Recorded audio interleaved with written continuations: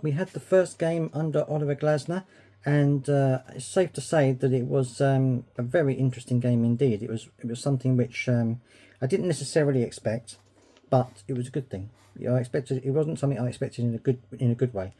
So I'm going to go into it. Obviously, if you haven't seen the game yet, don't forget to catch hold of it and then get back to me after you've seen it. So the lineup was, in terms of personnel, very familiar. We had Sam Johnson in goal, which a lot of people found a plus straight away that he was in there apart from Henderson. Joel, Ward, Anderson and Richards at the back. Munoz, Wharton, Lerma and Mitchell just ahead of them. And then Ayew and Edouard ahead of them. And then Mateta ahead of them. So it was the typical 3-4-2-1 formation which Oliver Glasner likes to use. And I actually found, I was a little bit concerned, as I've said in a previous video, because I wasn't sure that we were capable of producing in that kind of progressive way. But as I say, I was pleasantly surprised. It was evident from the very beginning of the game that Burnley, and I feel sorry for Burnley fans, because that you're having a torrid time at the moment if there's any of you watching this, and I expected Burnley to put up more of a fight than they did, to be honest, because they are in a very difficult position, and it's just a shame that they're not able to fight a lot more than they already than they have so far. But from our point of view, I thought that we started off really well. We were on the front foot. We were looking to pass the ball really quickly. Our passing has sped up a lot, but I noticed that. At times it slowed down, but at the beginning especially, our passing was really quick and very precise. There weren't too many balls going astray, which I thought was really good. And it was it was really very fast one-touch football, trying to get forward quickly. I noticed Daniel Munoz was bombing down that right hand side and trying to get into the box and trying to make things happen, which was absolutely fantastic. Mitchell was trying to do the same down his side, which was good as well. And I think with a little bit of time, Mitchell can become a really good wing back.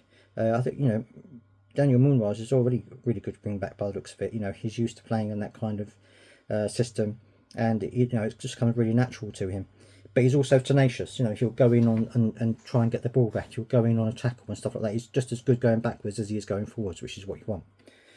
So for that first half, it was pretty much mostly us in terms of possession. Burnley did have a few chances to get forward, but didn't really create anything meaningful. We did have a couple of chances on goal. Well, we had more than a couple of chances on goal in that first half, but it was their keeper Trafford had a really good game actually, and actually saved quite a few things. So he had a good game. He's a young keeper, but he really is playing well. He's kept them in. He's kept the scoreline decent for a number of different games, and he was doing it here as well. Made a couple of really good saves in the first half. But our passing and our movement was just a bit too much for Burnley, and we were kind of overloading them, and we were getting crosses in. We were we had free kicks and corners. We had a number of corners, and one other thing I noticed about the corners was they were a little bit more inventive. We didn't score, but it was a little bit more inventive. They were doing the short corner, they were doing a corner down the line and then cutting in and then crossing it. They were trying to vary a little bit. And I know that Oliver Glasner said there isn't a dedicated set-piece coach, but a couple of his coaches do set-piece training, or have done set-piece training, and will do it with them. So, it's good to see that that's happening, and it seems to be they're trying something new, and they're trying to do different things, which was good. And for the first half, it was a real shame, because I think we had easily enough chances to go 2 or 3 up in the first half. Most of it was down to Trafford in the Burnley goal, but also the fact that we're not really still, we don't have that bite up front. We don't have that killer pass or that killer strike to actually profit from our possession. So we were a little bit dull in front, shall we say, and that was a bit of a shame, because I felt that we really deserved to go in at least 1 or 2 up. So first half I was really pleased with. I thought absolutely fantastic. We were playing really well. We had so much energy. We were passionate. And you could see that there was determination on the players' faces. There was confidence again. And so second half, I thought maybe it will change. Maybe second half, if we haven't scored, we're going to start to drift back a little bit and get a little bit worried. That didn't quite happen. We didn't have quite as good a second half as we did first half, but we still had loads of possession. We're still creating chances. And in terms of goals, that's when the goals came in the second half. And the first one was from Chris Richards on 68 minutes. Lovely little cross in from Jordan Ayew, and he kind of did a stooped header to get it into the back of the net. Oliver Glasner showed his appreciation for it, and it was really great that Chris Richards got his first goal for Crystal Palace. It's a great time to get it, and he really has worked incredibly hard. Really faultless. He's worked in the midfield under Roy when we didn't have enough cover there. He's worked at the back in various positions, and I think he actually does suit this particular regime. He was very good again at the back there with Anderson and Ward, and it's a real credit to him that he's been so adaptable. So he got his goal on 68 minutes, and then we kind of got on a little bit of a flurry, because on 71 minutes we then got a goal from Jordan Ayew, a very good goal from Jordan Ayew, in fact. And and again, I'm pleased for him because he's worked in so incredibly hard, especially in this game as well. He was really running up and down, trying to make things happen, trying to get out of difficult situations. So I thought he may sadly be one of the players to miss out when we get all of our top players back, should we say. He may well be one of those that will miss out to Eze or Elise or something like that, which is a shame, because I think he's a really good player and I think he brings so much to the team.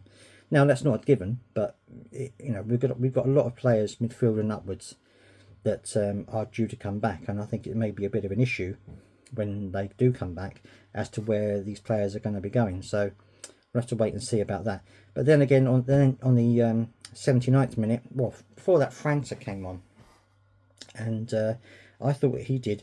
I thought he had a really good game actually. He came on and he played really well. He was trying to do the 1-on-1s, the 1v1s. He was good at those. He's tried at those a couple of times. I know that Oliver Glasner said in his post-match interview that he maybe could have done a few more 1-on-1v1s that he decided not to do. But obviously, to me, it seems like he wants França to go 1v1. He wants to take players on. He wants them to do what he's good at, which he is good at. And it was one of those running into the box that he got clipped and got a penalty for Crystal Palace, which Jean-Philippe Mateta put away really well. So that was a third one for us. And Mateta again had a really good game, holding up the ball, trying to make things happen, trying to play the ball in, running down the wings or running onto long balls and things like that. He had another really good game. Edouard had an okay game. It wasn't his best game. He had an okay game, but again, maybe he's just trying to suss out where his role is in this. I don't know, but he didn't have the best of games. But that aside, I think the team as a whole did really well. So, and we had a couple of substitutions. James Tompkins came on for Anderson because Oliver Glasner said that Anderson was feeling a bit of cramp in his leg, so as a precaution they took him off and put Tompkins on, who I felt dealt with things okay, didn't do too badly at all. Ahamada came on and I thought he was alright. He didn't play too badly either. Ozo came on, but right at the end, so he didn't really have a chance to do a huge amount, but he played okay. And of course França came on, who had a really good game, really good impact on the game in the last 20 minutes. So that was really good to see. And you can tell that Oliver Glasner isn't worried about playing the younger players. He actually wants to encourage them to do things. So that's good news as well. So in terms of the game, I thought it was a really good game. I thought that it could have been more, but again, I'm happy with the win, and I'm happy that we were able to do it. I know people have said, well, yeah, but it's Burnley. Burnley didn't play very well, and they didn't play very well. We've got to admit that. But at the same time, our performance was a lot better. Previously against teams that are lower than us, we've had a bit of a problem. We've still had problems trying to generate momentum and to generate chances and things like that. Didn't happen this time. We were a lot better. Now, obviously, we've got Tottenham coming up. It's going to be a completely different kettle of fish because Tottenham are a very different type of side.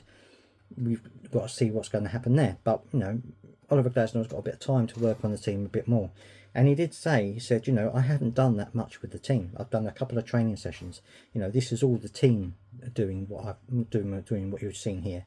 And he said, it's all what Roy's done before and what the team have in them that's created this. I've just tinkered and, given them a few training sessions to hone certain things. But he said there are things that we need to work on.